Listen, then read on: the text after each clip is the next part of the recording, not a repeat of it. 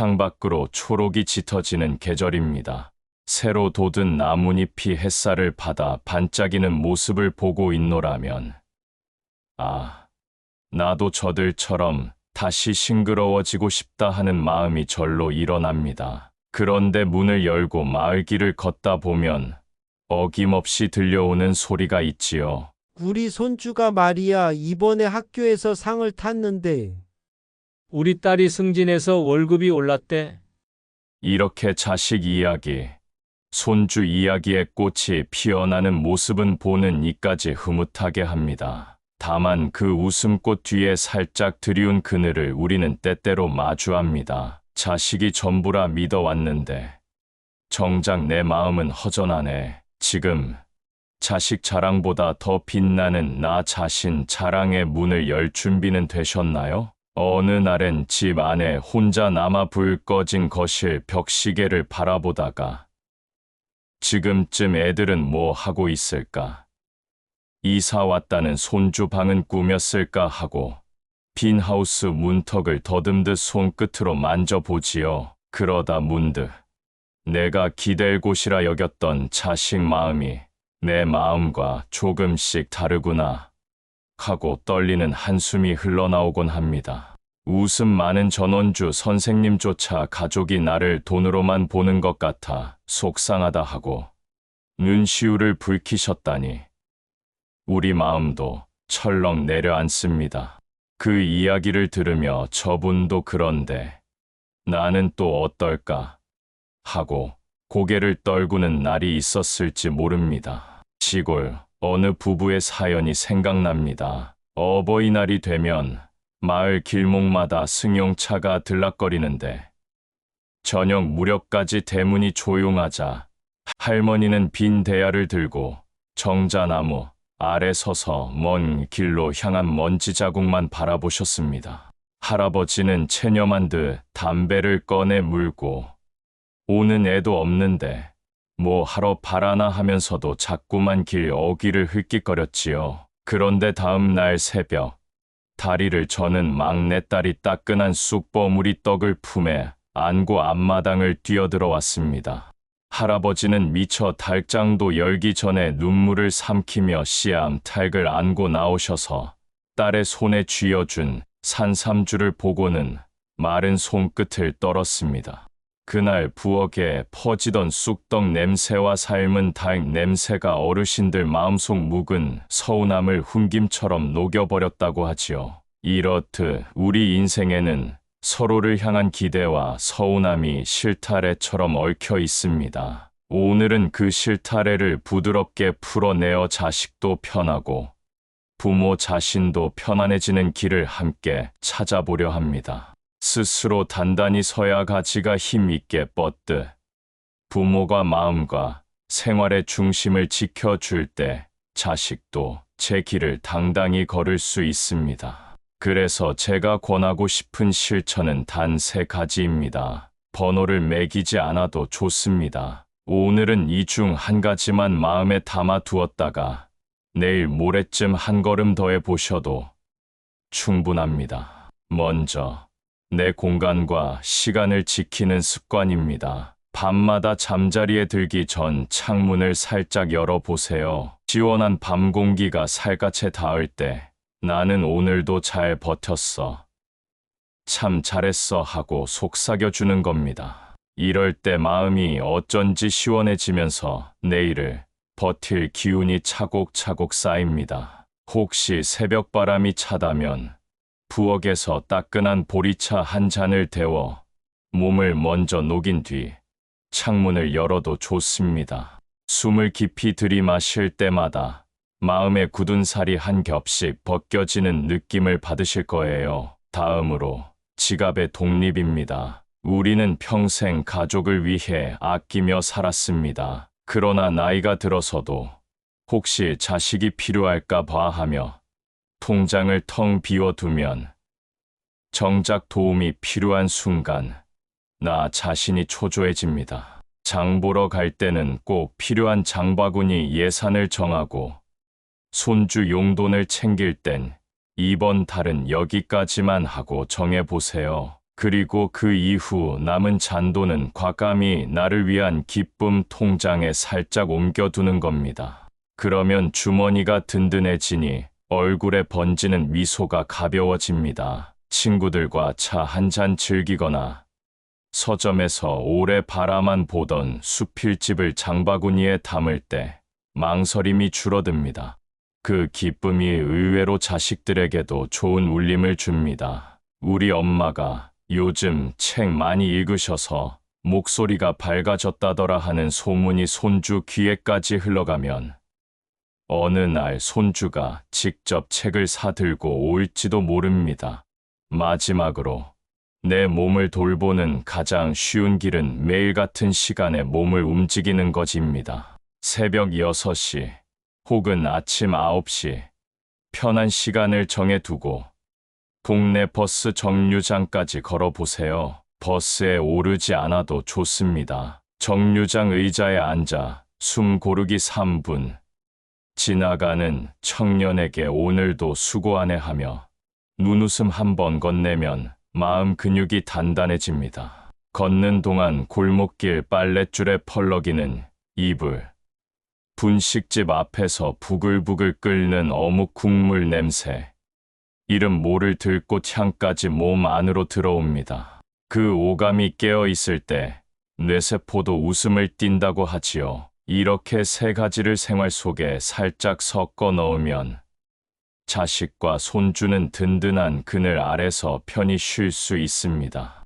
기쁘면 함께 웃고 서운하면 솔직히 말해도 상처가 덜 남습니다. 각자 제 자리로 돌아가도 서운하지 않은 거리를 만들어 주기 때문입니다. 당신이라는 나무가 뿌리를 깊이 내릴수록 자식과 손주라는 가지와 잎도 바람에 흔들려도 금세 다시 하늘로 향합니다. 자, 여기까지 들으시며 혹시 나는 몸이 안 따라줘서 걷기가 어려워하고 걱정하시는 분도 계실 겁니다. 괜찮습니다. 발목을 가볍게 돌리는 동작부터 시작해 보세요. 의자에 편히 앉아 한 손으로 좌우 무릎을 번갈아 감싸 안을 때 다리 근육이 따뜻해집니다. 그런 다음 발끝으로 천천히 둥근 원을 그리듯 돌려주세요. 처음에는 서너 번만 해도 종아리에 묵직한 열이 올라올 겁니다. 그 열이 관절에 기름칠이 되는 셈이니 하루에도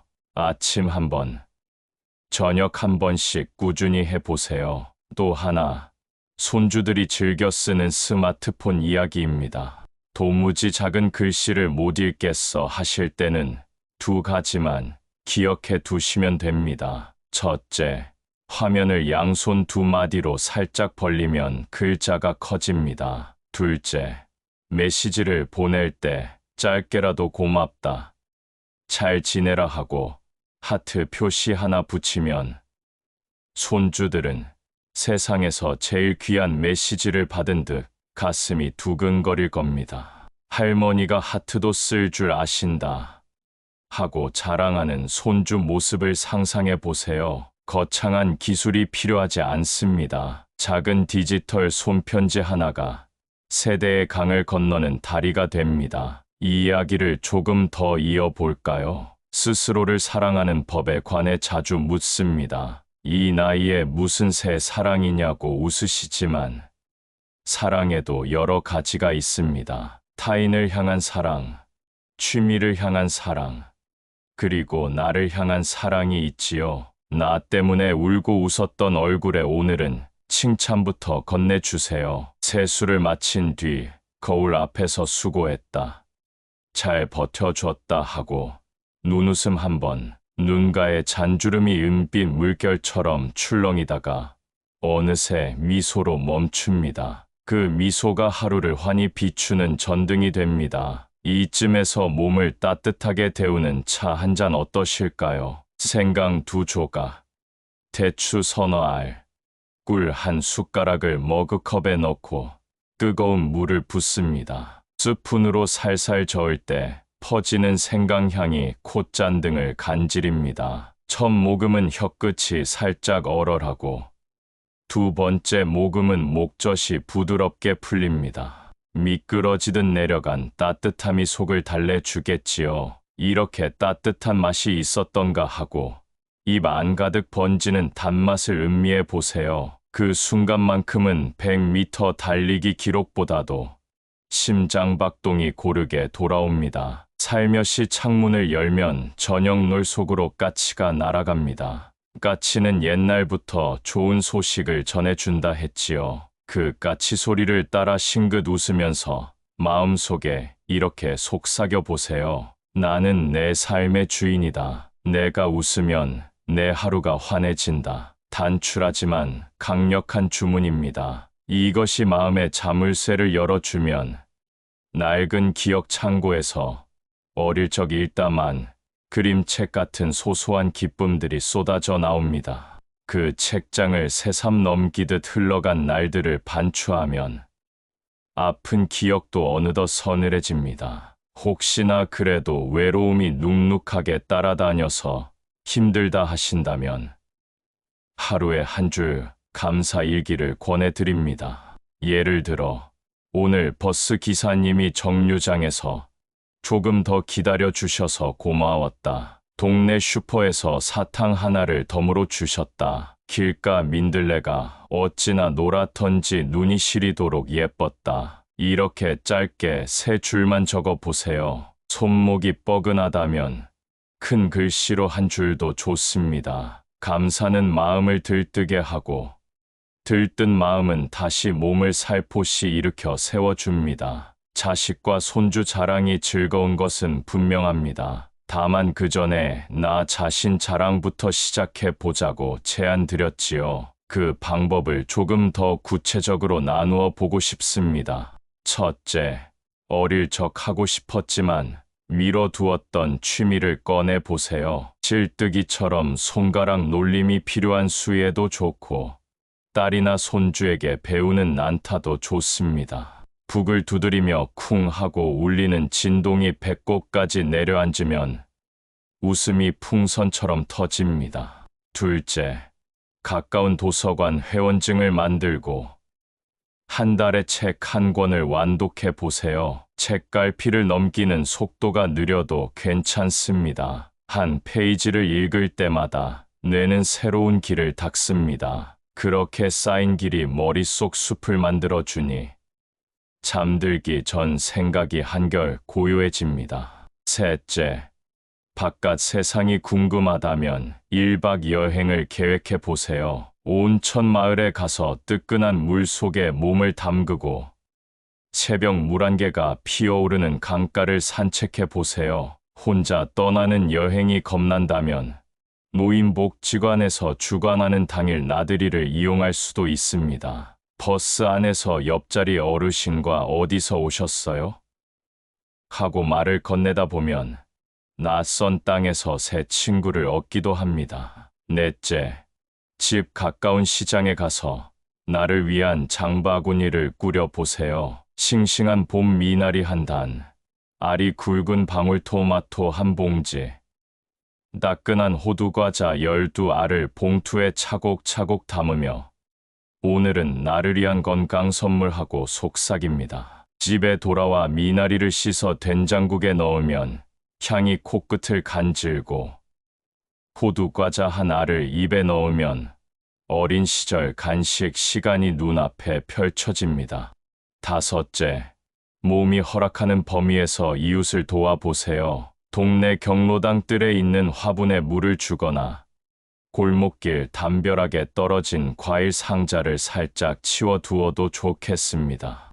도움을 주는 손길이 많아질수록 동네가 환해집니다. 그리고 그 환함이 밤늦게 혼자 집에 돌아올 때 당신 발걸음을 비춰줄 겁니다. 여섯째, 자식에게 예전 사진을 보내보세요. 오래된 흑백 사진 속 젊은 당신 모습에 자식들은 깜짝 놀랍니다. 우리 엄마가 이렇게 멋졌어. 우리 아버지가 이렇게 날렵했어. 그 감탄이 당신의 지난 날을 빛내주고 대화의 물꼬를 터줍니다. 사진 한 장이 비밀 편지처럼 추억을 전해주는 셈이지요. 일곱째, 건강을 지키는 식습관을 들여보세요. 공복에 따뜻한 물 한 잔, 아침에는 삶은 달걀 하나, 점심엔 반찬으로 제철 채소 2가지, 저녁에는 짭조름한 찌개 대신 무채를 듬뿍 넣은 맑은 국을 끓입니다. 그리고 입맛을 돋우고 싶을 때는 새콤달콤한 매실청 한 숟가락을 물에 타서 드셔보세요. 위장을 부드럽게 보호해 주어 속이 편안해집니다. 이런 작은 선택이 내일의 혈압 수치를 안정시켜 주고 무릎 관절에 무리가 가지 않도록 도와준다고 합니다. 8째, 작은 운동기구 하나를 집에 들여놓으세요. 벽에 매달린 고무 밴드에 팔을 걸고 천천히 위아래로 늘렸다, 줄였다 하는 동작만 하루 10분씩 반복해 보세요. 굳은 어깨가 유연해지고 밤에 잠들기 전 뻐근한 등이 한결 가벼워집니다. 이때 텔레비전을 켜두고 좋아하는 음악 프로그램을 틀어두면 리듬에 맞춰 동작이 자연스레 이어집니다. 9째, 감정 일기장에 속상함 지우개 페이지를 만들어 보세요. 하루 동안 마음에 찍힌 작은 상처가 있으면 그 페이지에 적고 옆칸에 이럴 때는 이렇게 풀어보기 하고 방법을 적어둡니다. 예를 들어 손주가 전화 안 받아 서운했다.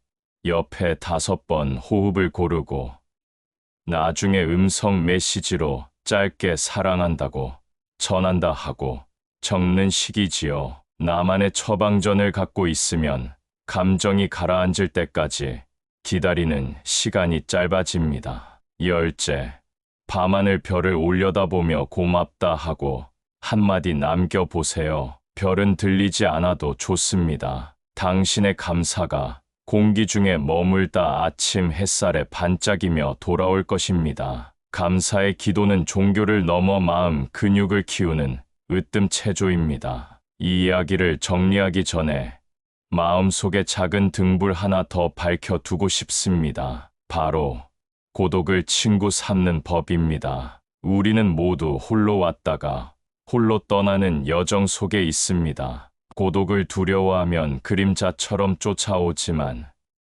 고독에게 먼저 손을 내밀면 때로는 벗이 됩니다. 창가에 앉아 가만히 바람이 흔드는 커튼 자락을 보며 그래, 바람도 혼자구나 하고 속삭여 보세요. 그러면 당신도 커튼도 어느새 더 안전해집니다. 고독 속에서 나를 다독일 용기가 자라면 외로움은 어느새 매미 껍질처럼 벗겨져 바람에 흩어질 것입니다. 혹시 지금 텔레비전 앞에 앉아 얘들은 언제 오려나 하고 한숨을 쉬고 계셨다면 창문을 활짝 열어보세요. 들려오는 풀벌레 소리, 순경차 사이렌 소리, 골목길 자전거, 벨 소리까지도 모두 지금 여기 살아있다는 신호입니다. 그 신호를 모아 마음속 벽난로에 장작을 피워보세요. 장작이 타오르며 내는 소리는 톡,